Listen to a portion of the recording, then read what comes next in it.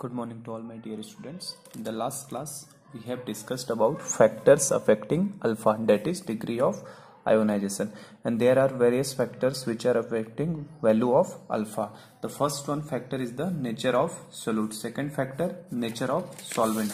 Third one was concentration of electrolyte, and fourth factor is the temperature, and last factor is the common ion effect.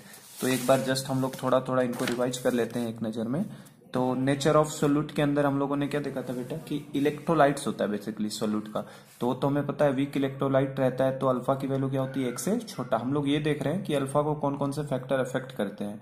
तो weak electrolyte का alpha तो हमेशा एक से छोटा ही होता है, और स्ट्रॉन्ग इलेक्ट्रोलाइट के लिए अल्फा की वैल्यू हमेशा कितनी होगी, 1। और सॉल्वेंट की बात करूं तो सॉल्वेंट बेटा हमेशा किसको लेना होता है, वाटर को। वाटर को हमेशा क्या लिया जाता है, सॉल्वेंट, क्योंकि ये पोलर नेचर का भी होता है और साथ ही साथ इसका डाइलेक्ट्रिक कांस्टेंट क्या है, काफी हाई होता है ना। डाइलेक्ट्रिक कांस्टेंट हाई होता है, इस वजह से वाटर को हम लोग यूनिवर्सल सॉल्वेंट की तरह ट्रीट करते हैं। तो अफेक्ट करने के लिए एक तो सोल्यूट का हो गया, दूसरा क्या हो गया, सॉल्वेंट। थर्ड फैक्टर आता है हमारा कंसंट्रेशन ऑफ इलेक्ट्रोलाइट। तो कंसंट्रेशन ऑफ इलेक्ट्रोलाइट की बात करें अगर हम लोग, तो स्ट्रॉन्ग इलेक्ट्रोलाइट के लिए तो हमेशा अल्फा की वैल्यू 1 है, तो उसको कंसंट्रेशन से कोई भी लेना देना नहीं है एट ऑल। कंसंट्रेशन इसकी तो हमेशा वैल्यू कितनी रहेगी, 1 रहेगी। लेकिन हाँ, वीक इलेक्ट्रोलाइट को फर्क पड़ता है, क्योंकि वीक इलेक्ट्रोलाइट का अल्फा जो होता है लेस देन क्या होता है, 1। तो वीक इलेक्ट्रोलाइट को फर्क पड़ेगा। अगर वीक इलेक्ट्रोलाइट का कंसंट्रेशन आप ज्यादा रखोगे तो अल्फा की वैल्यू क्या होगी, कम, और अगर कंसंट्रेशन कम है तो अल्फा की वैल्यू क्या होगी, उतनी ही ज्यादा। इसको मैंने समझा भी दिया था आपको, तो बस ये इंफॉर्मेशन हमें ध्यान रखनी है। इनफाइनाइट डायल्यूशन का मतलब क्या होता है, वॉल्यूम को बहुत ज्यादा करना। डायल्यूशन करने का मतलब वॉल्यूम बहुत ज्यादा करना। तो आप वॉल्यूम इनफाइनाइट की तरफ टेंड्स करोगे तो कंसंट्रेशन क्या होगा उस समय, मिनिमम। अगर वॉल्यूम बढ़ेगा तो कंसंट्रेशन क्या होगा, घटेगा। वॉल्यूम को आप बढ़ाओगे तो, ठीक है। तो उस समय अल्फा की वैल्यू 1 की तरफ टेंड करती है। तो हमें बस ये ध्यान रखना है, at infinite dilution each and every electrolyte behave as strong electrolyte. ये आपको ध्यान रखना है कि वीक इलेक्ट्रोलाइट भी अगर इनफाइनाइट डायल्यूशन क्वेश्चन में बोल दिया तो किसकी तरह बिहेव करने लगता है, स्ट्रॉन्ग की तरह। मतलब उसकी भी अल्फा की वैल्यू किसको टेंड कर जाती है, 1 की तरफ टेंड कर जाती है, ठीक है। चलो, कंसंट्रेशन के बाद थर्ड फैक्टर मैंने बताया था टेम्परेचर, जिसको मैंने बताया था बहुत कम रोल है। टेम्परेचर जनरली चेंज हमें क्वेश्चन में नहीं कराता है। अगर हम लोग टेम्परेचर को बढ़ाते हैं तो आयन की स्पीड बढ़ती है, जिसकी वजह से अल्फा की वैल्यू भी क्या होगी, बढ़ेगी, क्योंकि क्या ही बढ़ेगा ना। क्या ही मतलब क्या, आयोनाइजेशन कांस्टेंट जो हम लोग ने निकाला था, ठीक है। और लास्ट फैक्टर ये भी इंपॉर्टेंट था, कॉमन आयन इफेक्ट। तो कॉमन आयन इफेक्ट में मैंने क्या बताया था, ये केवल तभी एप्लीकेबल है जब कम से कम 2 इलेक्ट्रोलाइट मौजूद हो और उनमें एक आयन क्या हो, कॉमन हो आपका। जैसे एसिड के साथ एसिड आ जाए या सॉल्ट आ जाए, किसी बेस के साथ बेस आ जाए, या फिर बेस के साथ कोई सॉल्ट आ जाए, ठीक है। तो इसमें हम लोगों ने क्या सीखा था कॉमन आयन इफेक्ट के अंदर। कॉमन आयन इफेक्ट में हमने देखा था कि अगर हमने किसी एक ही कंटेनर के अंदर 2 इलेक्ट्रोलाइट्स को डाल दिया जिनमें कोई एक आयन कॉमन हो जाता है, तो कॉमन आयन आने की वजह से उस कॉमन आयन का कंसंट्रेशन क्या हो जाता है, बढ़ जाता है। तो उस कॉमन आयन का कंसंट्रेशन बढ़ जाएगा तो कौन सी रिएक्शन भागेगी, बैकवर्ड डायरेक्शन में। हमें पता है अगर प्रोडक्ट का कंसंट्रेशन बढ़ाएंगे तो reaction should be move in backward direction. तो जो रिएक्शन इक्विलिब्रियम पे होगी वही तो फॉरवर्ड बैकवर्ड हो सकती है। तो ये रिएक्शन ऊपर वाली किधर जाने लगती है, बैकवर्ड डायरेक्शन में, ठीक है। ए का कंसंट्रेशन बढ़ जाने की वजह से रिएक्शन किधर जाएगी, बैकवर्ड। और अगर रिएक्शन बैकवर्ड में गई तो बी का कंसंट्रेशन क्या होगा, कम होने लगेगा। और कंसंट्रेशन ऑफ बी अगर कम होने लगा आपका, तो जो सॉल्यूशन का एक्चुअल कंसंट्रेशन था वो तो फिक्स है, मतलब बी का कम हो रहा है, मतलब रिएक्शन बैकवर्ड में जा रही है, मतलब इनडायरेक्टली क्या हो रहा है, उसका अल्फा डिक्रीज हो रहा है। तो यही कॉमन आयन इफेक्ट कहलाता है, depression of degree of ionisation of weak electrolyte due to presence of a common ion produce from another electrolyte is known as common ion effect. और कॉमन आयन इफेक्ट केवल किसके ऊपर operates होता है बेटा, weak electrolyte के ऊपर, ठीक है। और जितना ज्यादा कॉमन आयन का कंसंट्रेशन होगा, है ना, उतना ज्यादा कॉमन आयन इफेक्ट होगा और उतना बैकवर्ड में जाएगा रिएक्शन, तो उसकी less will be value of alpha होगी, ठीक है। तो कॉमन आयन इफेक्ट भी देख लिया था हमने। फिर बात करते हैं हम लोग पीएच एंड पीओएच स्टार्ट किया था। तो पीएच में मैंने बताया था पी का मतलब होता है पोटेंज, मतलब ये पावर। पीएच का मतलब होता है पावर ऑफ एच, पीओएच मतलब पावर ऑफ ओएच, ठीक है। और मैंने बताया था जिसके भी आगे पी लग जाएगा ना, उसके आगे क्या लगा देते हैं हम लोग, माइनस का लॉग लगा देते हैं। पी का मतलब ये होता है माइनस लॉग। जैसे मान लो किसी ने बोला, मान लो मेरा नाम ही बोला, पी राहुल लिख दिया, तो पी राहुल का मतलब क्या होगा, माइनस लॉग राहुल। समझे क्या बात को। तो जब भी P लग जाएगा ना, जिस भी चीज के आगे P लग जाएगा तो उसके आगे बस आपको क्या लगा देना होता है, माइनस लॉग लगा देना होता है। ठीक है, तो pH का मतलब क्या होता था, हाइड्रोजन आयन का concentration of H plus ion express किया जाता है in terms of negative power of 10। ठीक है ना, नेगेटिव पावर ऑफ 10 के पावर नेगेटिव पावर में, और जो numerical value of that negative power, जो नेगेटिव पावर की न्यूमेरिकल वैल्यू होती है उसी को हम लोग क्या बोलते हैं, pH बोलते हैं। ठीक है, तो जैसे concentration of H plus ion is express in terms of negative power of 10, तो ये जो वैल्यू होती है उसी को हम लोग क्या बोलते हैं, pH। तो कंसंट्रेशन ऑफ H प्लस 10 के पावर माइनस pH लिख सकते हैं, और जब दोनों तरफ लॉग ले लोगे तो लॉग लगाने के बाद बेटा देखो क्या आ जाएगा, लॉग H प्लस को log H plus is equal to minus pH, तो माइनस इधर भेज दो तो क्या हो जाएगा, pH is equal to minus log of H plus. तो देखो P लग जाने की वजह से क्या आ गया, हम लोग यही कह सकते हैं ना, इस H के आगे क्या आके लग गया, माइनस लॉग लग गया आके। तो P जहां भी आएगा उसके आगे क्या लग जाया करेगा, माइनस लॉग। तो यहां से देख सकते हो pH जो होता है H प्लस के क्या है, इनवर्सली प्रोपोर्शनल हो गया। H प्लस की वैल्यू जितनी ज्यादा होगी pH की वैल्यू उतनी क्या होगी, कम होगी। तो ऐसा क्यों करते हैं हम लोग, pH क्यों करते हैं उसको मैंने समझाया था एक एग्जांपल, जैसे H प्लस का कंसंट्रेशन अगर 2 इंटू 10 पावर माइनस 3 है तो हमसे पूछ रहा है pH क्या होगा, तो pH निकालने के लिए क्या करना है, इसी वैल्यू के ऊपर माइनस लॉग लगा देना है। तो जो मैंने ये तरीका बताया था इससे देखो माइनस लॉग लगा दिया उसी वैल्यू के ऊपर, तो माइनस लॉग जैसे ही लगाओगे तो हमें लॉग की प्रॉपर्टी पता होनी चाहिए, ये सब है ना। अब थोड़ा लॉग हमने काइनेटिक्स में पढ़ा था, log m into n is equal to क्या होता है, log m plus log n होता है ना ये। तो इस तरीके से बस इसको तोड़ दो, माइनस पहले से ही था तो माइनस दिस, और प्लस करोगे तो ये माइनस लॉग 10 पावर माइनस 3, और देखो माइनस लॉग 2 की वैल्यू 0.30 रख दिया, और ये प्लस माइनस मिलकर माइनस आ गया, और 10 पावर माइनस 3 का लॉग निकालोगे तो कितना आएगा उठ के, ये भी हमें पता होना चाहिए प्रॉपर्टी, लॉग m के पावर n कितना होता है, n लॉग m होता है। ठीक है, तो ये प्रॉपर्टी यहां से लगा दिया, लॉग बेस 10 है ना, तो 10 के पावर माइनस 3 का कितना आ जाएगा, -3, तो यहाँ से कैलकुलेट करो तो कितना है 2.7। तो हम लोग pH क्यों डिफाइन करते हैं, देखो उसका मीनिंग समझा रहा हूँ। देखो अगर हाइड्रोजन आयन की कंसंट्रेशन की भाषा में बोलना होता तो हम बोलते कि उस सॉल्यूशन में हाइड्रोजन आयन का कंसंट्रेशन कितना है, 2 इंटू 10 के पावर -3, और किसी ने मान लो इसको pH में बोलना होगा तो pH में कितना बोलेगा, उस सॉल्यूशन का pH कितना है 2.7। तो कौन कन्वीनियंट है कहने के लिए, ये ज्यादा अच्छा लगता है कहने के लिए कि 2.7 pH कहना ज्यादा सुटेबल है, तो हमें 2.7 pH वैल्यू कहना ज्यादा सुटेबल है, इसलिए हम लोग pH डिफाइंड किए हैं। समझे क्या बात को, जैसे कंसंट्रेशन ऑफ किसी सॉल्यूशन का H प्लस आयन का कंसंट्रेशन 2 इंटू 10 पावर -3, ये कहना ज्यादा अच्छा होगा कि वो सॉल्यूशन का pH 2.7 है, तो हम लोग बोलेंगे सॉल्यूशन का pH 2.7 है, तो इसलिए हम लोग pH निकाल लेते हैं। और सिमिलरली POH था, तो POH में कुछ नई चीज नहीं है, POH क्या है, जस्ट pH के जैसा ही होता है। POH जो pH होता है ना, जैसे POH लिखा है तो क्या लिखोगे, जैसे मैंने P राव लिखा तो माइनस लॉग ऑफ राव लिखे, तो POH को क्या लिखोगे, minus log of OH plus लिख देंगे, खत्म हो गई बात। POH is equal to minus log of OH plus, जैसे ये लिखा था। ठीक है, तो आज हम लोग pH एंड POH समझ गए थे।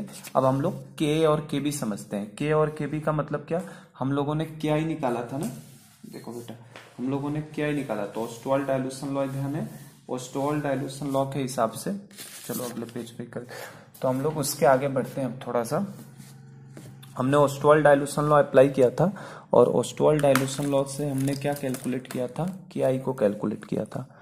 तो अगर आपको थोड़ा ऑस्टवाल्ड डाइल्यूशन लॉ का फॉर्मूला ध्यान हो, ऑस्टवाल्ड डाइल्यूशन लॉ से जो हम लोगों ने फॉर्मूला निकाला था वो क्या आया था, किसी भी एसिड का, वीक इलेक्ट्रोलाइट का, एसिड हो या बेस हो, वीक इलेक्ट्रोलाइट, ये KI किसके लिए हमेशा निकालते हैं हम लोग, वीक इलेक्ट्रोलाइट। तो किसी भी वीक इलेक्ट्रोलाइट के KI का फॉर्मूला क्या आ रहा था बेटा बताओ, हम लोगों ने निकाला था C alpha into C alpha आ रहा था divided by C minus C alpha. तो यहाँ से हम लोगों ने फॉर्मूला जब निकाला था तो कितना आया था, C alpha square upon 1 minus alpha square, ये निकाला था कि नहीं हमने।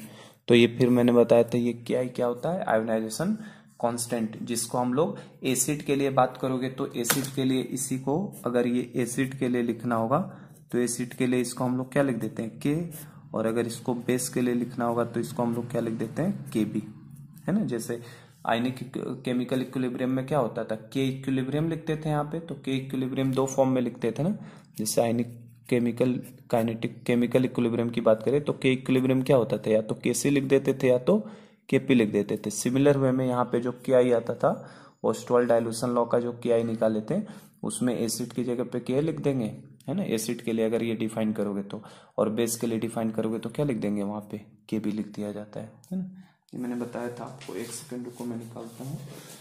लेक्चर नंबर 3 में हमने कवर किया था ना ऑस्टवाल्ड डाइल्यूशन लॉ। देखिए ये हमने पढ़ा था ना ऑस्टवाल्ड्स डाइल्यूशन लॉ। तो इसमें मैंने बताया था वीक इलेक्ट्रोलाइट डिसोसिएट होता है सी खाली खाली C minus C alpha C alpha. तो यहाँ से के आई निकाला था सी अल्फा स्क्वायर अपन 1 माइनस अल्फा। तो ये फॉर्मूला हम लोगों का निकाला गया था, ठीक है। तो अब उसी को अब हम लोग के और के बी के फॉर्म में देखने जा रहे हैं, ठीक है। तो चलो देखो अब नेक्स्ट हम लोग वही डिफाइन कर लेते हैं, जैसे P H and P O H define कर लिया ना। अब हम लोग डिफाइन कर लेते हैं किसको, के एंड के बी को। के एंड के बी क्या होता है, ठीक है।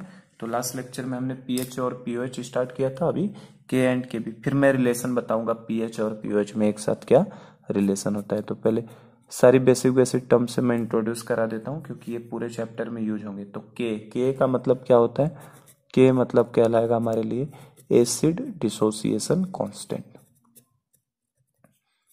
के का मतलब क्या बेटा, एसिड डिसोसिएशन कांस्टेंट। और ये डिफाइन किसके लिए होता है, के एसिड्स के लिए डिफाइंड होगा, है ना। तो डिफाइंड फॉर एसिड्स के लिए भी डिफाइंड होता है एंड केटाइंस के लिए भी के ही डिफाइंड होता है, क्योंकि केटाइन जो होते हैं ना वो एसिड की तरह ही कंसेंट्रेशन को बढ़ाते हैं। H+ के आयन का भी दिखा रहा हूं मैं कैसे केटाइंस भी करते हैं यही काम। तो के का मतलब क्या है, एसिड डिसोसिएशन कांस्टेंट, और defined for acids and cations. तो अब इसको लेके हम लोग चलते हैं, जैसे केस 1 ले रहा हूं मैं इसके अंदर। केस फर्स्ट हम लोग बात करते हैं किसके बारे में, अभी केवल एसिड्स के बारे में। तो अगर एसिड्स के बारे में बात करूं तो इसमें हम लोग मान लो एग्जांपल के साथ चल रहे हैं।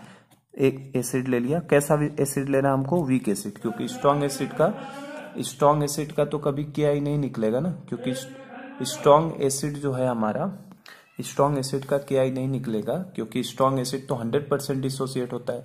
और जो चीज 100% अगर डिसोसिएट होगी, अल्फा स्क्वायर लिख दिया क्या मैंने, अल्फा होगा ना।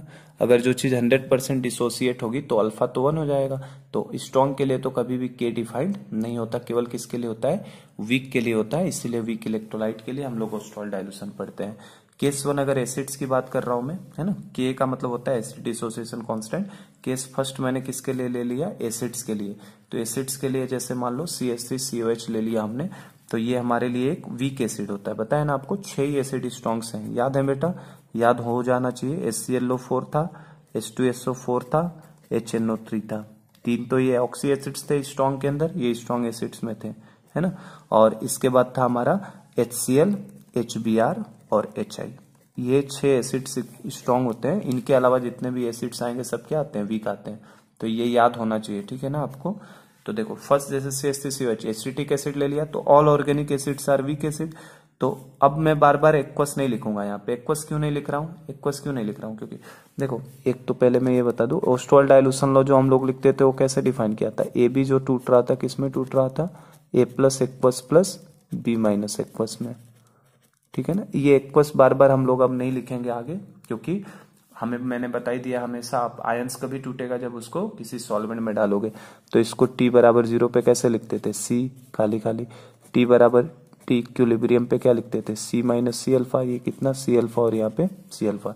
तो यहाँ से फॉर्मूला क्या बन के आता था KI का, C alpha into C alpha upon C- C alpha. ऊपर रिएक्टेंट नीचे प्रोडक्ट, मतलब बेसिकली क्या होता था, concentration of A+ into concentration of B- divided by concentration of AB। ऊपर प्रोडक्ट नीचे रिएक्टेंट, वही बताने की यहाँ पे कोशिश कर रहा हूं मैं। अब KI लिखेंगे, इसको KI लिखे थे ना, अब हम लोग K लिखेंगे। तो जैसे देखो एसिड्स के लिए CH3COH है, तो CH3COH कैसे डिसोसिएट होगा आपका, ये हमें पता है एसिड है, तो ये कौन सा आयन देने वाला है, H+। तो CH3COO-, ठीक है, और प्लस यहाँ से कौन सा आयन दे देगा, H+। तो इसीलिए तो ये एसिड है ना। तो इसके लिए हम लोग क्या डिफाइन करेंगे, के डिफाइन करेंगे, है ना। अब इसका के लिखना है, तो के कैसे लिखोगे इस एसिड्स के लिए के, तो के लिखने का तरीका वही होगा, ऊपर प्रोडक्ट जैसे क्या लिखते थे A+ B- divided by AB ना, उसी तरीके से क्या लिखोगे CH3COO- ये हो गया into concentration of H+ divided by concentration of CH3COOH। जैसे इक्विलिब्रियम कांस्टेंट लिखते थे ना, उसी तरीके से अब इस इक्विलिब्रियम कांस्टेंट का नाम क्या हो जाएगा, के। तो एसिड्स के लिए क्या आ गया, के आ गया। ठीक है, तो देखो और समझा रहा हूँ। देखो सेकंड, जैसे एक और एग्जांपल लेते हैं हम लोग। जैसे मान लो H2S है, H2S। तो अब H2S में देखो कितने हाइड्रोजन देने वाला है, 2 हाइड्रोजन। तो इस चैप्टर में मैंने आपको बता दिया है, ये समझे ना कैसे लिखना है, ऊपर प्रोडक्ट का कंसंट्रेशन और नीचे रिएक्टेंट का। जैसे H2S की बात करो तो इस चैप्टर में कभी भी ये कितने H+ दे सकता है, 2।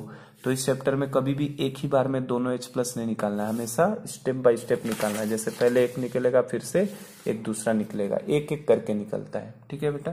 तो H2S की अगर बात करो तो H2S में क्या होगा, पहले एक H+ निकालोगे तो क्या बन जाएगा, HS- प्लस H+। समझे ना, एक हाइड्रोजन केवल एक बार में निकलेगा, और एक हाइड्रोजन निकलेगा तो इसके लिए जो लिखोगे उसे हम लोग Ka1 बोल देते हैं। Ka1 मतलब क्या, फर्स्ट स्टेप का। कैसे लिखोगे बोलो, क्या लिखोगे, ऊपर लिखोगे ब्रैकेट में HS-, सेकंड क्या आएगा, H+, अपॉन नीचे क्या आएगा, कंसंट्रेशन ऑफ H2S। समझे क्या बात को। और फिर अब ये HS- जो है, ये HS- फर्दर ये डिसोसिएट होगा, और फर्दर डिसोसिएट होके एक और आयन निकाल देगा। तो अब इसके ऊपर कितना चार्ज आ जाएगा, -2। एक और H निकल गया तो देखो, एक और H हट गया तो इसके ऊपर कितना, -2। अब इसके लिए जो डिफाइंड होगा उसको हम लोग क्या लिखेंगे, K2। और K2 इज इक्वल टू क्या लिखोगे बोलो, सल्फाइड आयन का concentration into concentration of H+ divided by concentration of HS-। समझे क्या। इस तरीके से हमको स्टेप बाय स्टेप लिखना होता है। आई होप कि समझ पा रहे हो क्या हो रहा है, किस तरीके से। इसी तरीके से जैसे एक और थर्ड एग्जांपल मान लो मैं दूं आपको। मान लो हमारे पास H3PO4 है, तो बताओ H3PO4 क्या एक ही बार में तीनों निकालेगा, नहीं, बारी बारी से निकालेगा। तो कैसे टूटेगा बोलो, ये 3 स्टेप में टूटेगा ना। H3PO4 सबसे पहले क्या करेगा, H2PO4 -1 करेगा, क्योंकि एक हाइड्रोजन निकाला है तो -1 का चार्ज, प्लस H+। ठीक है, फिर अगले स्टेप में क्या होगा, H2PO4 के ऊपर जो माइनस का चार्ज है ये फर्दर डिसोसिएट होगा, और ये एक हाइड्रोजन निकालेगा। तो एक निकालेगा तो अभी भी एक H बचा रहेगा, तो क्या हो जाएगा, HPO4 के ऊपर -2, -1 था, एक और निकला तो -2, और प्लस एक हाइड्रोजन निकल चुका है। अब फर्दर थर्ड स्टेप में क्या डिसोसिएट होगा, HPO4 के ऊपर -2, और ये डिसोसिएट होगा तो कैसे होगा बताओ, ये डिसोसिएट होगा तो एक और हाइड्रोजन निकलेगा, तो अब क्या मिल जाएगा हमको, फॉस्फेट आयन। PO4 के ऊपर -2 था, इसके जाने की वजह से -3, और एक और H+ यहाँ से निकल जाएगा। तो इसका क्या लिखोगे, इसको हम लोग K1 लिखेंगे, इसके लिए क्या लिखेंगे, K2, इसके लिए क्या लिखेंगे, K3। क्या एक्सप्रेशन लिख सकते हैं K1 का, K2 का, K3 का एक्सप्रेशन लिख लोगे ना। K1 क्या लिखोगे, this into this divided by this. K2 is equal to क्या लिखोगे, this into this divided by that value, है ना। K3 क्या लिखोगे, कंसंट्रेशन ऑफ PO4 के ऊपर -3 इंटू, जैसे मान लो थर्ड वाला मान लो मैं लिख दूं, क्या लिखेंगे, PO4 के ऊपर -3 into concentration of H+ divided by क्या लिखोगे, कंसंट्रेशन ऑफ HPO4 के ऊपर -2। इसी तरीके से इसको क्या लिखेंगे, this into this divided by that value, इसका भी लिख लेंगे। ठीक है, तो ये समझे, ये केस फर्स्ट एसिड्स का समझाया मैंने। के को एसिड डिसोसिएशन कांस्टेंट कहते हैं, और किस तरीके से किसी भी रिएक्शन का के लिखा जाता है। अब थोड़ा सा एक और चीज समझा दूं मैं, हमसे पूछेगा K1, Ka1 और Ka2 में कौन वैल्यू बड़ी होगी, या Ka1, Ka2 और Ka3 का क्या ऑर्डर होगा। तो देखो, जो फर्स्ट डिसोसिएशन कांस्टेंट होता है ना, it is always greater than second, and second will be greater than third. ऐसा क्यों हो रहा है, देखो जरा। जैसे ये H2S है, तो ये पूरा का पूरा क्या है, H2S क्या है, ये H+ देने का काम कर रहा है, मतलब ये केवल किसकी तरह बिहेव कर रहा है, ओनली एसिड। किसकी तरह बिहेव कर रहा है, ओनली एसिड की तरह, केवल एसिड की तरह बिहेव कर रहा है। लेकिन ये HS- है, ये वापिस अगर H+ ले ले तो H2S में भी तो कन्वर्ट हो सकता है ना। तो ये बेस की तरह भी बिहेव कर रहा है, और इसने H+ निकाला तो ये एसिड की तरह भी बिहेव कर रहा है। मतलब ये बोथ है, इसको हम लोग क्या लिख सकते हैं, बोथ एसिड एंड बेस। सही है कि नहीं, देखो ये दोनों तरह बिहेव कर सकते हैं ना। अगर इसने H+ ले लिया तो एसिड में चला, ये H+ लेके H2S बना लेगा, और अगर इसने निकाला तो सल्फाइड बना लेगा। तो ये दोनों तरह बिहेव कर रहा है। तो अगर मैं पूछूं Ka1 की वैल्यू बड़ी होगी कि Ka2 की वैल्यू बड़ी होगी, तो क्या लग रहा है आपको, H2S ज्यादा H+ देने की क्षमता रखेगा कि HS- ज्यादा H+ देने की क्षमता रखेगा। तो पूरी तरह से प्योर एसिड तो H2S है ना, तो ये अच्छी तरीके से H+ देने की क्षमता रखेगा। तो ये वैल्यू जितनी ज्यादा होगी, इसकी वैल्यू भी क्या होगी, उतनी ही ज्यादा। चूंकि हमेशा सेकंड वाला तो दोनों तरह बिहेव करेगा तो जाहिर सी बात है इसकी जो एसिडिक क्षमता है इस पहले वाले से क्या होगी, थोड़ी सी कम, क्योंकि इसके अंदर बेस का भी बिहेवियर आ गया ना। तो ध्यान रखना बेटा, हमेशा जो फर्स्ट वाला होता है वो हमेशा सेकंड वाले से क्या होता है, बड़ा। फर्स्ट वाला जो होता है हमेशा डिसोसिएशन कांस्टेंट ऑफ सेकंड वाले से क्या होता है, बड़ा। इसी तरीके से यहाँ अगर मान लो K1 K2 और K3 का ऑर्डर पूछता तो क्या आंसर आएगा, Ka1 की वैल्यू बड़ी होगी, Ka2 की उससे छोटी होगी और Ka3 की वैल्यू तो सबसे छोटी होगी। क्या समझ पाए हम लोग क्या हो रहा है ये, ठीक है। K1 Ka2 से बड़ा यहाँ पे इस तरीके से घटता चला जाएगा, तो हमेशा पहला वाला सबसे ज्यादा होता है। तो ये केस 1 हमने किसके लिए डिफाइन किया, एसिड्स के लिए। ये हमारा एसिड्स और केटाइन दोनों के लिए डिफाइन है। तो अभी मैंने एसिड बताया, अब मैं केटाइंस को बताता नेक्स्ट पार्ट में। चलो तो देखो, ये हम लोग K का मतलब एसिड डिसोसिएशन कांस्टेंट हमने एसिड्स के लिए समझ लिया किस तरीके से। अब केटाइंस के लिए समझा रहा हूँ, एसिड्स के लिए समझ लिया ना, अब हम लोग केटाइंस के लिए समझते हैं जरा। तो K सेकंड ले लेते हैं हम लोग। K सेकंड हमारे लिए क्या हो जाएगा, केटाइंस हो जाएगा। K सेकंड हम लोग ले रहे हैं, K सेकंड के अंदर हम लोग किसको समझेंगे, केटाइंस के लिए। तो देखिए केटाइंस के लिए कैसे, तो जैसे इसमें भी फर्स्ट मान लो एग्जांपल के साथ ही चलने, जैसे हमारे पास NH4 प्लस एक केटाइन है, तो NH4 प्लस की रिएक्शन अगर H2O के साथ करवा दो, तो जैसे ही NH4 प्लस को H2O दे दोगे तो NH4 प्लस किस में कन्वर्ट होना चाहेगा, NH4OH में, मतलब वो H2O से क्या ले लेगा, OH। तो जैसे OH ले लेगा तो किस में कन्वर्ट हो जाएगा, NH4OH, और H2O से एक H प्लस क्या हो जाएगा, आयन बाहर निकल जाएगा। तो ये जो केटाइन है ये वाटर में डालने के बाद किसके कंसंट्रेशन को बढ़ा रहा है, H प्लस को कि OH माइनस को। तो दिख रहा है आपको, जैसे इसको वाटर में डाला इसने किसके आयंस को प्रोड्यूस किया, H प्लस आयन को, मतलब ये क्या बना रहा है, एसिडिक। तो इसलिए केटाइंस का भी H2O के साथ रिएक्शन कैसे बिहेव करता है, एसिडिक नेचर का। इसलिए मैंने लिखा था K जो होता है केटाइंस के लिए भी डिफाइंड है और एसिड्स के लिए भी। तो इसमें जैसे अब इसके कांस्टेंट को क्या लिखा जाएगा, तो इसके कांस्टेंट को हम लोग KaNH4 प्लस लिख देते हैं, ठीक है ना, K ऑफ NH4 प्लस, क्योंकि एसिड की तरह बिहेव कर। या इसको एक और सिंबल दिया जाता है KH, ठीक है, KHNH4 प्लस। इस H का मतलब क्या है, इस H का मतलब होता है बेटा, ये जो H लगा है ना, ये बेसिकली डिनोट करता है किसको, हाइड्रोलिसिस को। हाइड्रोलिसिस एक टॉपिक ही है, इस चैप्टर में पढ़ेंगे हम लोग। ये H किसको डिफाइन करता है, हाइड्रोलिसिस को। ये हाइड्रोलिसिस के बारे में बता रहे हैं। ये H का मतलब होता है हाइड्रोलिसिस और KH का मतलब क्या होगा, हाइड्रोलिसिस कांस्टेंट। और हाइड्रोलिसिस का मीनिंग क्या होता है, रिएक्शन विथ वाटर। हाइड्रोलिसिस का बेसिक मीनिंग क्या है, रिएक्शन विथ वाटर। तो हम देख सकते हैं ये केटाइन किसके साथ रिएक्ट कर रहा है, इस वाटर के साथ रिएक्ट ही तो कर रहा है ये केटाइन। तो इसको हाइड्रोलिसिस भी बोला जाता है या रिएक्शन विथ वाटर भी हम लोग कहते हैं। हाइड्रोलिसिस का मतलब क्या, रिएक्शन विथ वाटर। तो इसको KNH4 प्लस भी लिख सकता है इस रिएक्शन के लिए हम लोग, या फिर इसको KHNH4 प्लस भी लिखा जा सकता है, क्योंकि ये वाटर के साथ क्या है, इसका बेसिकली रिएक्शन है। और एक्सप्रेशन वाइज लिखोगे तो क्या आएगा, एक्सप्रेशन तो सिमिलर आएगा, कोई डिफरेंस नहीं रहेगा। या तो हम लोग K ऑफ NH4 प्लस बोले, ठीक है, या हम लोग KH ऑफ NH4 प्लस बोले। मीनिंग समझा दिया मैंने, दोनों का मीनिंग क्या है, सेम ही है। इसको ये चीज क्यों बोले, क्योंकि ये वाटर के साथ बेसिकली क्या है, रिएक्शन। तो एक्सप्रेशन क्या आएगा बताओ, जैसे अभी लिखा था सेम वही एक्सप्रेशन। ऊपर क्या आएगा, कंसंट्रेशन ऑफ प्रोडक्ट्स आएंगे, मतलब NH4OH, और दूसरे ब्रैकेट में क्या आएगा, H प्लस, और डिवाइडेड बाई क्या आएगा नीचे, कंसंट्रेशन ऑफ NH4 प्लस। क्या कंसंट्रेशन ऑफ H2O यहाँ पे आएगा, नहीं, कंसंट्रेशन ऑफ H2O यहाँ पे नहीं आएगा। क्यों नहीं लिया हमने H2O को, क्योंकि H2O जो होता है किस में रहता है, एक्सेस अमाउंट में। ये जो H2O होगा हमेशा वाटर के साथ जब रिएक्शन कराओगे तो वाटर कैसा रहता है, एक्सेस में। अगर केमिकल काइनेटिक्स पढ़ा है तो स्यूडो ऑर्डर रिएक्शंस होते थे। स्यूडो ऑर्डर रिएक्शन में क्या होता था, जो एक्सेस में अमाउंट होते थे उनको हम लोग क्या कर देते थे, उनके रिस्पेक्ट में ऑर्डर क्या आता था, 0, नेग्लेक्ट करते थे। उसी तरीके से है ना।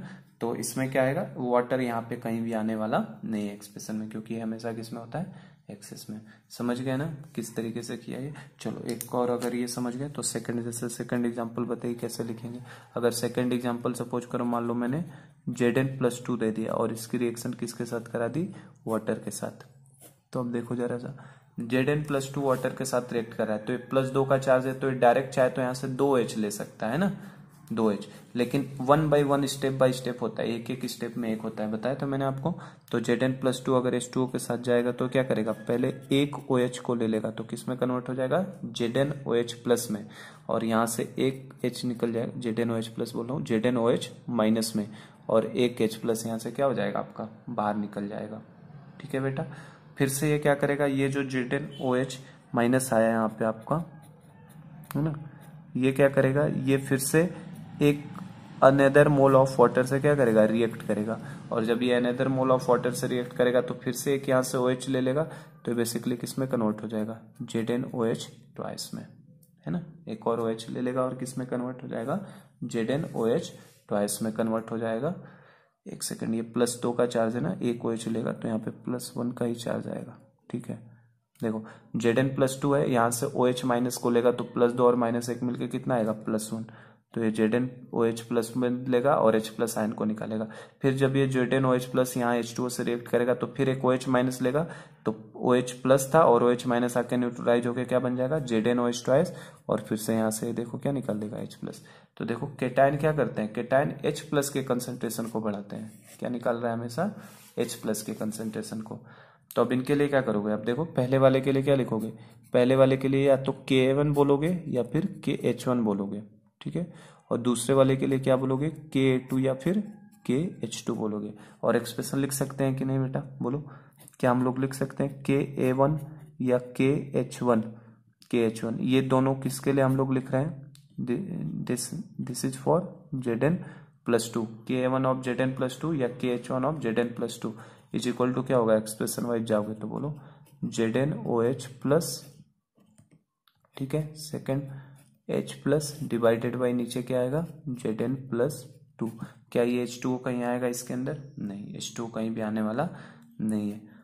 अब इसके लिए जैसे ये तो इसके लिए हमने लिख दिया, अगर इसके लिए लिखना होगा तो क्या लिखोगे, या तो इसके लिए K2 लिखोगे या फिर KH2 लिखोगे, Ka2 लिखो या KH2 लिखो, ये हम लोग किसके लिए लिखेंगे, ZnOH प्लस के लिए। ठीक है, तो ये भी तो एक केटायन ही है ना, तो इस केटायन का क्या आ जाएगा बताओ, इसके लिए जब हम लोग लिखेंगे तो ये हमारा क्या बन के आएगा, ऊपर प्रोडक्ट आएगा, मतलब क्या आएगा, ZnOH ट्वाइस, ठीक है, और दूसरे ब्रैकेट में क्या H प्लस डिवाइडेड बाई क्या आएगा आपका ZnOH प्लस का कंसंट्रेशन।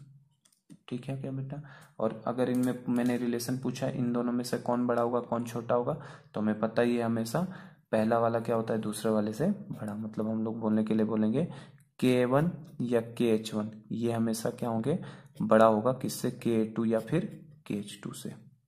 ठीक है ना, क्योंकि पहला वाला हमेशा दूसरे वाले से क्या होता है, ज्यादा होता है।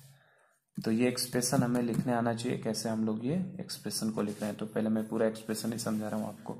तो हमने केस 1 ले लिया, केस 1 में बेटा हमने कवर कर लिया, किनको देख लिया, केस 1 के अंदर हमने के के बारे में समझा, केस 1 कह रहा हूँ, के को हमने समझ लिया, एसिड डिसोसिएशन कांस्टेंट जो एसिड्स के लिए होता है और केटाइंस के लिए भी होता है। सिमिलर इसी तरीके से के भी होता है जिसको बेस डिसोसिएशन कांस्टेंट कहेंगे, जो किसके लिए होगा, बेस के लिए होगा और एनाइंस के लिए होगा। तो के बी की भी बात कर लेते हैं फटाफट हम लोग, देखो सिंपल सा ही है बिल्कुल, है ना, एक्सप्रेशन पहले हमें लिखने आना चाहिए, सब एक्सप्रेशन जैसे लिखवा रहा हूं मैं। चलो तो हम लोग सेकंड की भी बात कर लेते हैं, आगे हम लोग के बी के बारे में बात कर लेते हैं। तो के बी को हम लोग क्या बोलते हैं, के बी के बारे में बात करते हैं। तो के बी को क्या बोलेंगे बेटा हम लोग, के बी को क्या बोला जाता है, बेस डिसोसिएशन कांस्टेंट। के बी को हम लोग क्या बोलते हैं, बेस डिसोसिएशन कांस्टेंट। और बेस डिसोसिएशन कांस्टेंट है तो ये किसके लिए डिफाइंड होगा, defined for, base dissociation constant किनके लिए डिफाइंड होगा, डिफाइंड फॉर बेसिस एंड, वो केटायंस के लिए था तो एक इनके लिए एनायंस के लिए। तो एक वो अगर सीख गया था ना के, तो के भी आप समझ ही जाओगे, उसी तरीके से बस काम करते हुए जाना है। जैसे इसमें भी केस 1 देखो, अब इसको मैं फटाफट करा देता हूँ क्योंकि सिमिलर उसी तरीके से केस 1 अगर बेस की बात करूँ मैं, बेसिस के लिए, तो देखो बेसिस के लिए जैसे इसमें मान लो हमने ले लिया, फर्स्ट एग्जाम्पल ले लेते हैं। बेस की बात करूं तो जैसे वीक बेस लेना है तो वीक बेस में सबसे अच्छा वीक बेस NH4OH को लेके चलते हैं हम लोग। तो NH4OH जो होगा ये किस तरीके से डिसोसिएट होगा आपका, NH4OH will be dissociated into NH4 plus plus OH minus. है ना, NH4 प्लस OH माइनस। चूंकि OH माइनस दे रहा है इसका मतलब है किसकी तरह बिहेव करता है, बेस की तरह। तो इसके लिए हम लोग क्या डिफाइन करेंगे, KB। और बताओ KB का एक्सप्रेशन क्या लिखोगे, अब तो लिखने आ गया ना, ऊपर प्रोडक्ट लिखना है, ऊपर प्रोडक्ट और नीचे क्या, रिएक्टेंट NH4OH। ठीक है, समझे क्या, जैसे एसिड का सिखाया उसी तरीके से।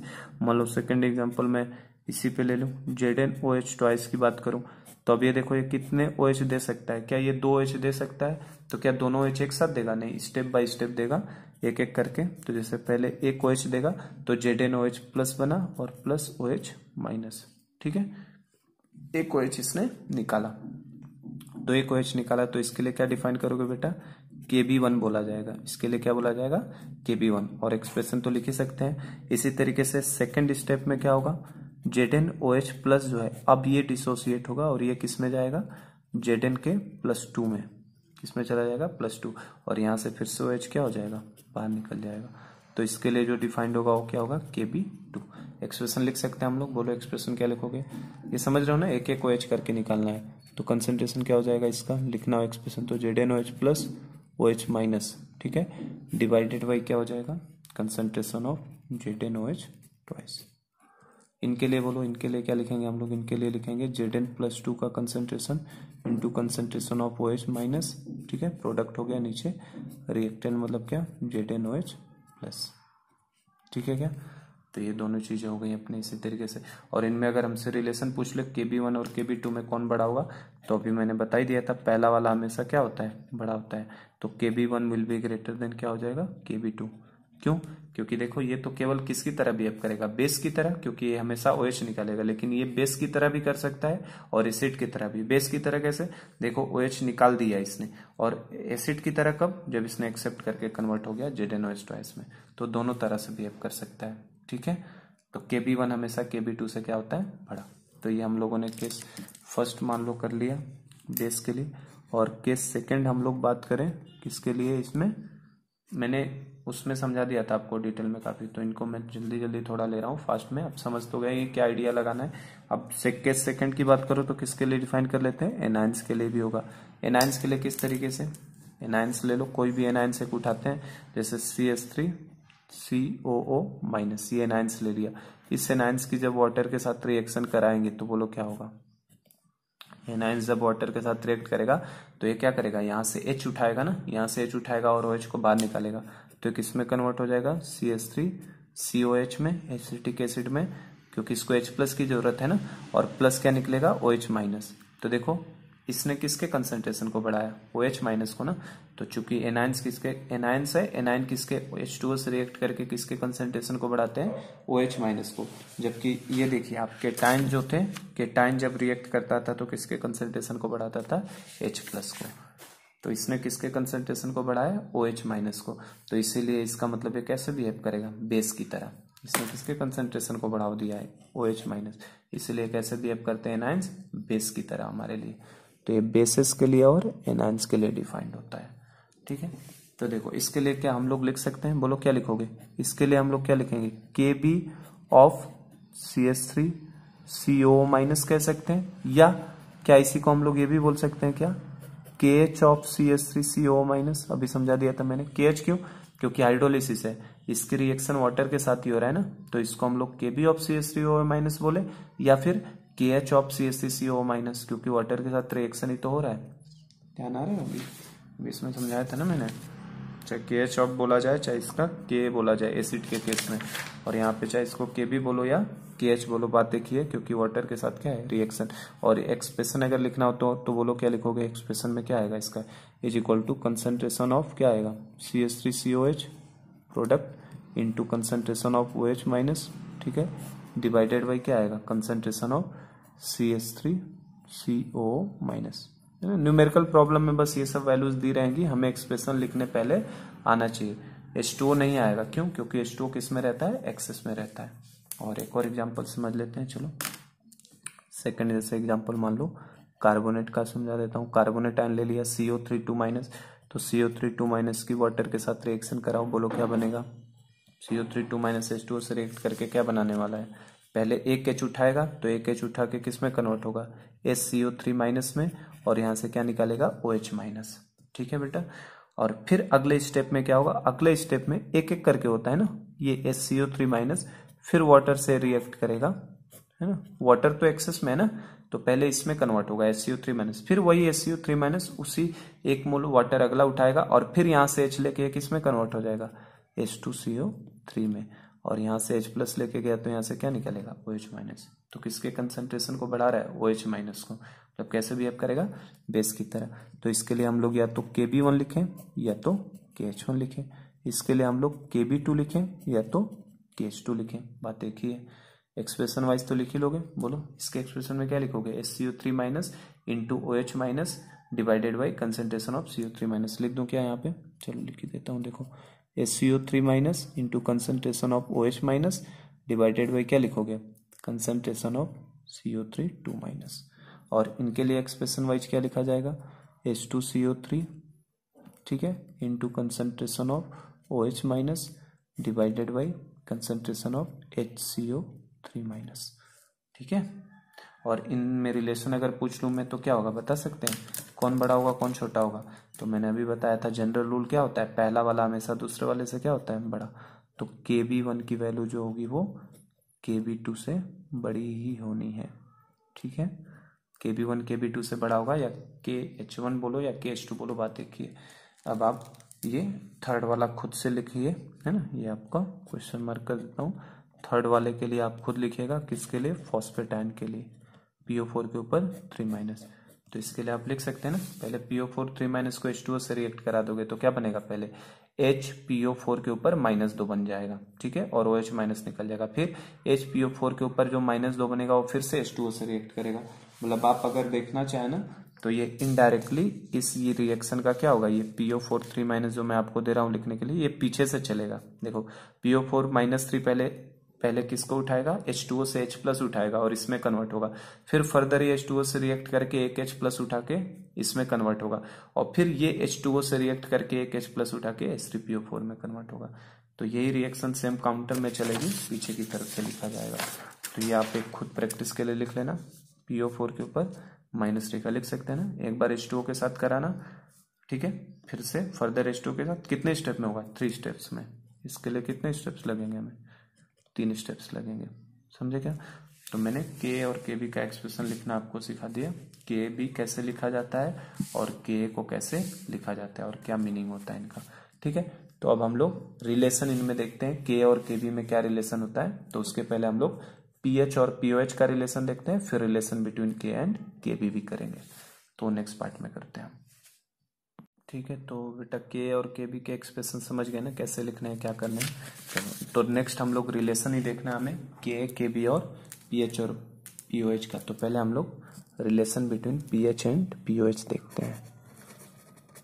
Relation between pH and POH, क्या रिलेशन होता है pH एंड POH में।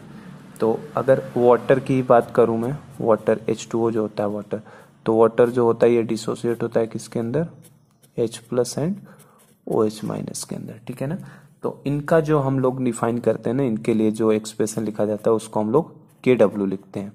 वाटर के लिए क्या लिखा जाता है, KW। इसके लिए K भी नहीं, क्योंकि एसिड की तरह भी बिहेव कर सकता है, बेस की तरह भी। तो इसका क्या लिखा जाता है, KW। और इसका जो KW होता है ये इक्वल्स टू होता है H plus and OH minus. ठीक है, देखो जब इसको केवल वाटर की तरह ट्रीट करेंगे हम लोग तो KW को आयनिक प्रोडक्ट ऑफ वाटर बोला जाएगा, H प्लस और OH माइनस लिखेंगे। लेकिन अगर इसी वाटर को आपने, है ना, इसी वाटर को अगर हम लोगों ने अगर मान लिया एसिड या बेस की तरह जब बिहेव करवाएंगे ना, तो एसिड और बेस की तरह बिहेव करवाते समय इस वाटर में H2O का भी कंसेंट्रेशन नीचे लिया जाता है, वो बात का पार्ट है। अभी बस मैं आपको pH और POH में रिलेशन समझाने की कोशिश कर रहा हूँ। H2O डिसोसिएट होगा H plus and OH minus में, तो H प्लस और OH माइनस का जो प्रोडक्ट होता है उसको हम लोग KW बोलते हैं, और यहाँ पे जो KW होता है इसे हम लोग बोलते हैं आयनिक प्रोडक्ट ऑफ वाटर। इस KW को हम लोग क्या बोलते हैं, आयनिक प्रोडक्ट ऑफ वाटर।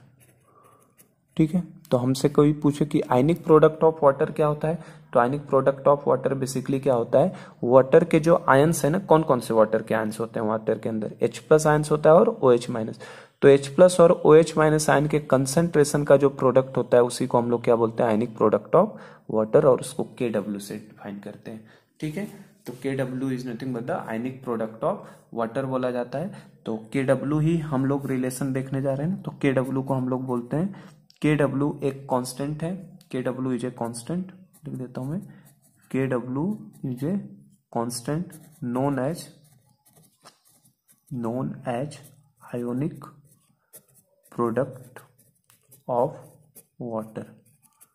KW क्या है, कांस्टेंट है, जिसको हम लोग क्या बोलते हैं, आयनिक प्रोडक्ट ऑफ वाटर, और यही KW का एक्सप्रेशन है, समझिए। KW बराबर हमेशा क्या आएगा, आयनिक product of water. Ionic product of water मतलब वाटर के आयंस का प्रोडक्ट। तो वाटर के अंदर कौन कौन से आयंस होते हैं, एक H प्लस आयंस होता है, दूसरा OH माइनस आयंस होता है। तो KW is a constant known as ionic product of water, और इसकी वैल्यू जो होती है, कुछ value depends, which value, numerical value है ना, न्यूमेरिकली वैल्यू ही तो रहेगा, which value, numerical value depends only upon temperature. इसकी वैल्यू केवल किसके ऊपर डिपेंड करती है, टेम्परेचर के ऊपर डिपेंड करती है। और एक हमें याद रखनी है वैल्यू, जो स्पेशल वैल्यू है, केवल एक कांस्टेंट हमको याद रखना है, जो अभी मैं बता रहा हूं, एट 25 डिग्री सेंटीग्रेड, है ना, ब्रैकेट में 298 केल्विन। ये आपको बस याद रखना है कि 25 डिग्री सेंटीग्रेड या 298 केल्विन पे जो KW की वैल्यू होती है वो होती है 10⁻⁻14। तो केवल बेटा आपको एक यही इकलौता कांस्टेंट है जो आपको याद रखना है, और वो भी किसके ऊपर, 25 के ऊपर। बाकी हमेशा मैंने बताया कि जो कांस्टेंट होता है उसकी न्यूमेरिकल वैल्यू हमेशा प्रॉब्लम में क्या होती है, गिवन। लेकिन ये कांस्टेंट है कि आपको याद रखना है कि 25 degree centigrade that is 298 kelvin पे जो KW की वैल्यू होती है वो कितनी होती है, 10⁻⁻14। ये याद रखना है, ये हमारा इंफॉर्मेशन है जिसे हमें याद रखना है।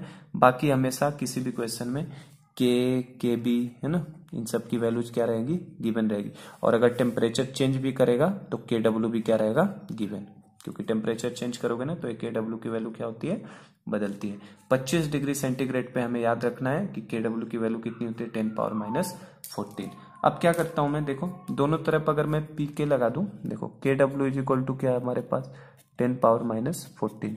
तो अगर मैं दोनों तरफ P लगा दूं, मैंने बताया था आपको किसी भी चीज के आगे P लगाने का मतलब क्या हो जाएगा, उसके आगे क्या आ जाया करेगा, माइनस का लॉग। तो अगर मान लो मैं दोनों तरफ से P लगा देता हूं, PKW या PKW, हाँ तो चलो PKW लिख लेते हैं। इधर भी P लगा दिया और मान लो इधर भी P लगा दिया, P ऑफ 10⁻⁻14। तो क्या मतलब होगा, क्या लगा दिया मैंने, PKW अगर मान लो मैंने लिखा, PKW का मतलब क्या होगा बेटा, PKW का मतलब होगा minus log of KW। PKW का मतलब क्या होगा, माइनस लॉग ऑफ KW। और तो माइनस किसी भी चीज के आगे P लगाने का मतलब क्या होता है, उसके आगे माइनस लॉग लगा देना। तो अगर KW के आगे मैंने P लगा दिया PKW, तो PKW का मतलब क्या होगा, माइनस लॉग ऑफ KW। और माइनस लॉग ऑफ KW की वैल्यू कितनी है हमारे लिए, 10⁻⁻14 है ना। तो अगर माइनस लॉग ऑफ 10⁻⁻14 है, तो ये देखो 10⁻⁻14 आगे आएगा तो कितना हो जाएगा, +14 हो जाएगा ना। तो इसका मतलब है PKW की वैल्यू किसके बराबर आ जाएगी, 14 के बराबर, समझे क्या। तो PKW जो होता है वो कितना होता है, 14 होता है। PKW क्या होता है, 14 के बराबर होता है। KW 10⁻⁻14 है, तो PKW का मतलब क्या हो गया, P लगाने का मतलब होता है माइनस लॉग का लगा देना।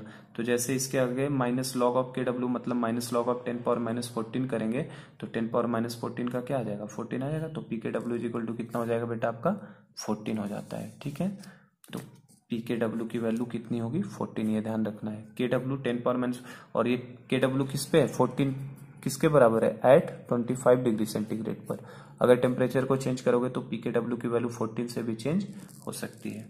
ठीक है, हमारा काम क्या है, pH और pH में रिलेशन समझना। अब वो देखो कैसे समझोगे, हमें पता है कि concentration of H plus ions into concentration of OH minus ion is equal to किसके बराबर, KW, ionic product of water के बराबर।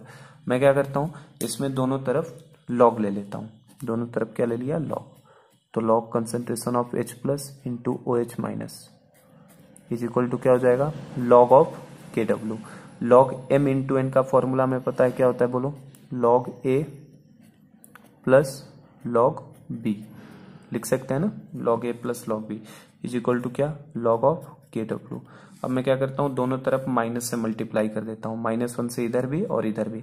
तो जैसे -1 से मल्टीप्लाई करूंगा तो ये क्या हो जाएगा, minus of log H plus, और ये भी -1 से मल्टीप्लाई किया है तो ये भी क्या हो जाएगा, minus of log of O H minus, और इधर भी माइनस से मल्टीप्लाई किया है करूंगा तो क्या हो जाएगा, minus of log of K W.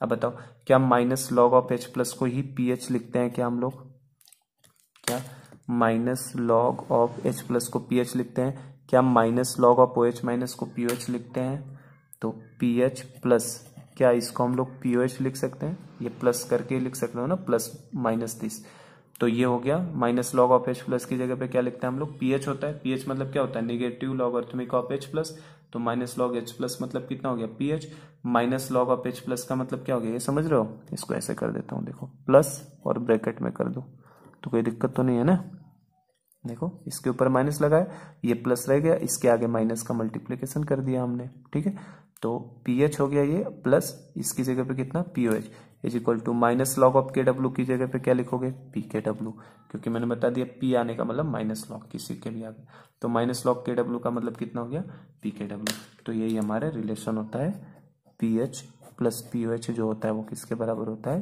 P K W के बराबर होता है, ठीक है।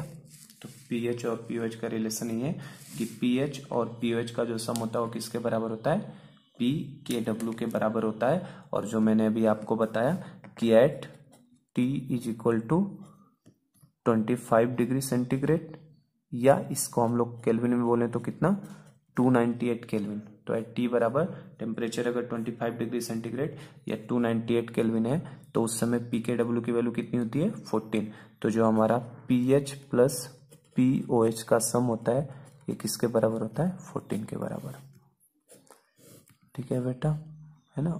तो अगर मैं आपसे पूछूं क्या हमेशा P H plus P O H 14 होता है, नहीं, टेम्परेचर को अगर हम बदलेंगे तो P H plus P O H का सम भी क्या होगा, बदलेगा।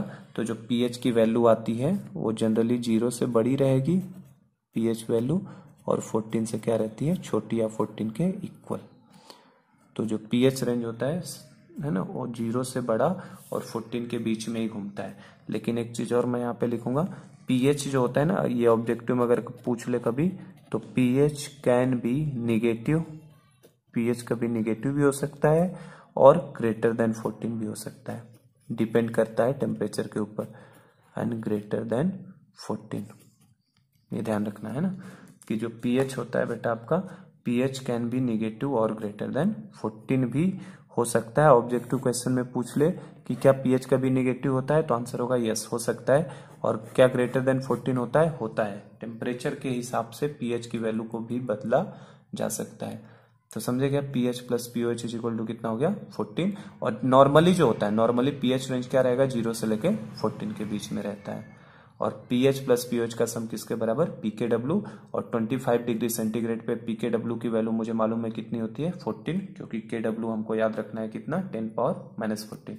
ये ध्यान रखना, पी कभी भी आगे लग जाएगा किसी के तो उसके आगे क्या लगा दोगे आप, माइनस लॉग लगा दोगे, ठीक है। तो ये किसका रिलेशन था, relation between pH and pOH. और इसी से जुड़ा हुआ है रिलेशन बिटवीन के एंड के बी, तो उसको भी तुरंत कर ही लेते हैं हम लोग, रिलेशन बिटवीन के एंड के बी, रिलेशन बिटवीन के एंड के बी, कि के और के बी में क्या रिलेशन है आपका। तो देखो ये भी सिंपल सा है, के एंड के बी में रिलेशन, जैसे CH3COOH, मान लो ये क्या है, एसिड है ना, एसिटिक एसिड है CH3COH, ये डिसोसिएट होगा तो क्या करेगा, CH3CO minus plus H plus में टूटेगा, एसिड है तो H प्लस आयन का कंसंट्रेशन बढ़ाएगा। और इसको, ये क्या है हमारे लिए, एसिड है, और ये उसका क्या है, ये क्या है, कॉन्जुगेट बेस, ये उसका कॉन्जुगेट बेस है ना एसिड का। जब H प्लस हटा देते हैं तो क्या मिलता है, कॉन्जुगेट बेस, जो मैंने बताया था आपको, एसिड और कॉन्जुगेट बेस वाला, कॉन्जुगेट एसिड बेस पेयर। तो ये अगर एसिड है तो ये इसका क्या है, कॉन्जुगेट बेस। अब मुझे तो के बी में रिलेशन चाहिए ना, तो एक एसिड होना चाहिए और एक बेस, तो मैं इसके कॉन्जुगेट बेस को ही उठा लेता हूँ। तो देखो इसका कॉन्जुगेट बेस क्या था, CH3CO माइनस। अभी मैंने बताया कि किसी भी एनायन का जब H2O के साथ रिएक्शन कराएंगे तो एनायन किसकी तरह बिहेव करते हैं, बेस की तरह। अभी देखा था हमने एनायंस के लिए, देखो जो के बी होता था किसके लिए डिफाइंड होता था, बेस एंड एनाइंस, जैसे ये एनाइंस को उठा के करवाया था तो इसके लिए हम लोग के भी लिख रहे थे, तो वही कर रहा हूं मैं यहाँ पे।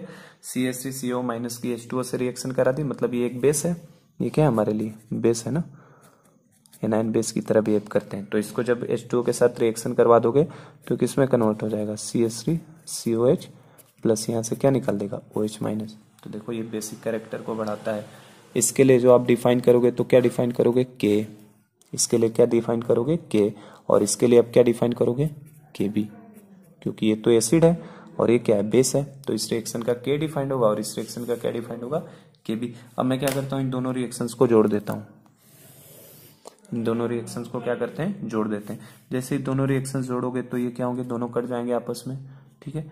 CH3COH से CH3COH भी कट जाएगा, तो फाइनली बचेगा क्या जोड़ने के बाद, क्या ये H2O बचेगा, और H2O हमें दिखाई देगा इधर रिएक्टेंट साइड में H2O बचेगा, प्रोडक्ट साइड में क्या बचेगा H प्लस और OH माइनस, यही बचेगा ना। और क्या हमने केमिकल इक्विलिब्रियम में पढ़ा है कि जब दो रिएक्शंस को जोड़ा जाता है तो उनका इक्विलिब्रियम कांस्टेंट आपस में क्या हो जाते हैं मल्टीप्लाई। तो इस रिएक्शन का जो इक्विलिब्रियम कांस्टेंट होगा क्या उसको K इंटू के भी लिख देंगे, ये जो रिएक्शन का इक्विलिब्रियम कांस्टेंट होगा उसको क्या K इंटू के भी लिख देंगे। हमने पढ़ा है ना जब दो रिएक्शंस को जोड़े जाते हैं ना तो उनके इक्विलिब्रियम कांस्टेंट आपस में क्या हो जाते हैं मल्टीप्लाई हो जाते हैं, ठीक है ना, ये पढ़ा हमने। ध्यान है कि नहीं बेटा, ध्यान होना चाहिए सब चीजें। जैसे मान लो A गिप्स B है, B प्लस C है, और सपोज करो एक रिएक्शन है जिसमें B गिप्स मान लो हमारे पास है आपका A प्लस D, और इसका मान लो रिएक्शन का इक्विलिब्रियम कांस्टेंट K1 कह देता हूँ और इसका K2 कह देता हूँ। तो जब दोनों को जोड़ोगे तो देखो B से B कटेगा, A से A कटेगा, है ना। तो अच्छा रिएक्टेंट कुछ बताया नहीं मैंने, चलो इधर मान लो B प्लस सपोज करो E भी था, तो क्या क्या क्या होने लगेगा reaction E gives C plus D हो जाएगा। तो इस रिएक्शन का इक्विलिब्रियम कांस्टेंट कोई पूछे तो किसके बराबर होता है K1 इंटू K2, दोनों के मल्टीप्लीकेशन के। तो जब दो रिएक्शंस को जोड़े जाते हैं तो उनके इक्विलिब्रियम कांस्टेंट आपस में क्या हो जाते हैं मल्टीप्लाई हो जाते हैं, तो K इंटू के भी हो जाएगा। और अभी हमने पढ़ा कि H2O गिव्स H प्लस और OH माइनस, इसके लिए जो हमारा डिफाइंड होता है वो क्या डिफाइंड होता है KW। इस रिएक्शन के लिए जो डिफाइंड होता है वो क्या डिफाइंड होता है KW। तो क्या हम लोग यहां से कह सकते हैं कि जो KW है, KW it is equal to किसके बराबर, दोनों के रिएक्शन, दोनों के इक्विलिब्रियम कांस्टेंट के मल्टीप्लिकेशन के बराबर। जब दो केमिकल रिएक्शंस को जोड़ते हैं दो इक्विलिब्रियम के रिएक्शंस को, तो उनका रिएक्शन उनका इक्विलिब्रियम कांस्टेंट आपस में क्या हो जाता है मल्टीप्लाई। जब किसी नंबर से मल्टीप्लाई करते हैं तो किस में जाता है पावर के रूप में, और जब किसी नंबर से उसको डिवाइड करोगे तो भी किस में जाएगा पावर के फॉर्म में, याद है। और रिएक्शन को अगर उल्टा करते हैं तो उसका इक्विलिब्रियम कांस्टेंट क्या हो जाता है इनवर्स हो जाता है। तीन रूल थे, उन तीनों रूल को ध्यान रखना है। तो देखो जैसे ही दोनों को जोड़ा हमने, दोनों को जोड़ा तो दोनों का इक्विलिब्रियम कांस्टेंट आपस में क्या हो जाएगा मल्टीप्लाई, और हमें पता ही है फाइनल रिएक्शन यही दिखाई देने वाली है। और इस रिएक्शन के लिए हम लोग क्या डिफाइन किए थे KW अभी, तो KW किसके बराबर आएगा मतलब K इंटू KB के। तो इसका सही तरीका लिखने का ये होता है कि जो K है अपना, है ना, K किसका आएगा किसी एसिड का, इंटू ये जो KB हम लोग ले रहे हैं देखो उसी एसिड के कॉन्जुगेट बेस का लेना है तभी वो कटेगा। दूसरा कोई बेस लेकर आओगे ना तब ये कटने वाला नहीं है, है ना। तो K of acid into KB of conjugate base, K of acid into KB of conjugate base, है ना। जिस एसिड का लोगे उसी के कॉन्जुगेट बेस का KB का मल्टीप्लिकेशन किसके बराबर आता है KW के बराबर आता है। या अगर हम मान लो ये बोले कि K of conjugate acid into KB of base, ये किसके बराबर आएगा KW। अगर कोई बेस लोगे तो उस बेस के साथ उसका क्या लेना पड़ेगा कॉन्जुगेट एसिड, तभी उन दोनों का मल्टीप्लिकेशन किसके बराबर आता है KW के बराबर आता है। तो ये जनरल तरीका होता है K और KB के रिलेशन में, है ना। ये नहीं बेटा कि ये एसिड कहीं और का लाया बेस कहीं और से लेकर आए, जैसे एसिड ले लिया हमने CH3COH और बेस उठा लिया NH4OH, तब ये रिलेशन वैलिड नहीं है। जो एसिड आप लोगे उसी के कॉन्जुगेट बेस से आपको लेना है KB, जो एसिड लोगे उसी के कॉन्जुगेट बेस का KB लोगे तब उन दोनों का मल्टीप्लिकेशन किसके बराबर आएगा KW। तो जनरल यही है, जो एसिड लोगे उसी का कॉन्जुगेट बेस के साथ मल्टीप्लिकेशन KW, या कॉन्जुगेट एसिड लोगे तो उसी के बेस के साथ उसका मल्टीप्लिकेशन किसके बराबर होता है KW के। और अगर यहाँ पे मान लो मैंने लगा दिया आपके लिए यहाँ पे अगर मान लो हम लोग फिर से इधर भी लॉग ले लें, इधर भी लॉग ले लें, तो देखो लॉग क्या लिखोगे, लॉग के प्लस लॉग के बी इज इक्वल टू क्या हो जाएगा, लॉग के डब्ल्यू। तो ये मैं डायरेक्ट ही बता देता हूं, अगर मान लो बेटा यहाँ लॉग के प्लस लॉग के बी इज इक्वल टू क्या लिखोगे, लॉग के डब्ल्यू, फिर माइनस से मल्टीप्लाई करोगे दोनों तरफ, जो अभी हमने किया था ना पिछले में, उसी तरीके से। तो ये दोनों का अगर मान लो हम लोग डायरेक्ट मैं बताऊं तो क्या लिखोगे, बोलो, पी के लिख देंगे प्लस पी के बी लिख देंगे इज इक्वल टू क्या, पी के डब्ल्यू के बराबर लिख सकते हैं हम लोग। P K plus P K B बराबर किसके आ जाएगा, पी के डब्ल्यू के बराबर आ जाएगा, ठीक है ना। तो पी के और पी के बी का भी सम किसके बराबर होता है, पी के डब्ल्यू के बराबर होता है। यहां से भी निकालोगे तो वही आने वाला है, पी के, इसको लिए पी के लिखेंगे और इसके लिए हम लोग क्या लिखेंगे, पी के बी, और ये किसके बराबर आने वाला है हमारा, पी के डब्ल्यू के बराबर आने वाला है, ठीक है ना। समझे कैसे, दोनों तरफ लॉग लगाओ, तो log A plus log B लिखोगे इज इक्वल टू लॉग के डब्ल्यू, और लॉग ए को माइनस से इधर मल्टीप्लाई, माइनस से इधर मल्टीप्लाई, माइनस से इधर मल्टीप्लाई। सेम यही बेटा, यही कह रहा हूं, ये जो हम लोग किया है ना, देखो दोनों तरफ लॉग लगाया था, फिर दोनों को सम में तोड़ा था, फिर दोनों तरफ माइनस से मल्टीप्लाई करके पी एच लिख दिया था, और इसको P O H is equal to क्या लिख दिया था, पी के डब्ल्यू। तो क्या इसी तरीके से डायरेक्ट इसको मैं लिख सकता हूँ कि नहीं, इसको P K plus P K B is equal to P K W, जैसे ये दोनों का मल्टीप्लीकेशन के डब्ल्यू था वैसे ऐसे लिख दिया, ठीक है। और लास्ट बस एक चीज और, 2 मिनट और लगेंगे मुझे बताने में, उसको भी बता के काम खत्म करता हूँ, आज का लेक्चर स्टॉप करेंगे फिर हम लोग, ठीक है। कल हम लोग प्रॉपर्टीज ऑफ वाटर देखेंगे, तो बस 2 मिनट में और समझा देता हूँ मैं। अब हम लोगों ने जो चीजें सीखी है थोड़ी सी, पी के ए, पी के जो है वो क्या है, के पी के किसकी जगह पे लिखा होगा हमने, माइनस ऑफ लॉग के, पी के इज इक्वल टू क्या, माइनस ऑफ लॉग के, है ना। इधर लॉग के लिखते फिर माइनस से मल्टीप्लाई करते। मैंने बताया पी लगाने का मतलब ही क्या है, पी लगाने का मतलब उस चीज के आगे क्या लिख देना, माइनस लॉग। तो अगर पी के मैं पूछ रहा हूं तो पी के क्या लिखोगे, माइनस ऑफ लॉग के, और माइनस ऑफ लॉग के, तो यहां से देख सकते हो क्या, इसे हम लोग लॉग 1/k भी लिख सकते हैं, लिख ही सकते हैं 1/k।